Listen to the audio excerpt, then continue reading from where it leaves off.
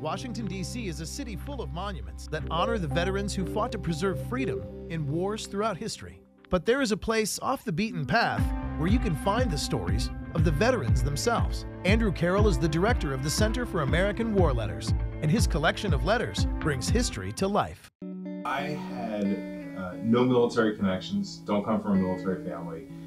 Really up until my sophomore year of college, it was our house in Washington, D.C.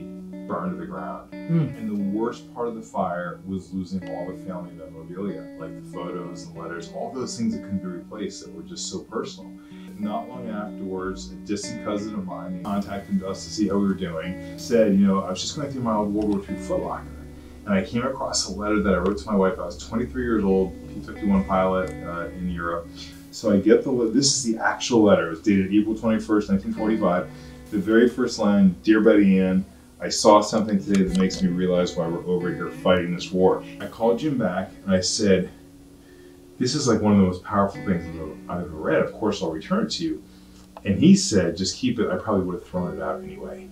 And that was the spark to start talking to other veterans. I was shocked by having them said, we've already thrown them away, or they're, you know, I think they're in the basement, but they're all moldy. And I just feel like even though I wasn't a history buff, we were losing something as a country. What drives me is just the generosity of these troops and their families. And in many cases, it's not a last letter, fortunately. It's just a love letter. It could be a very funny letter. It could be a letter, you know, pontificating on faith in times of war. But the fact that these are so personal, so sentimental to people, that they're still willing to give them up, because what they know is that we're going to save them forever.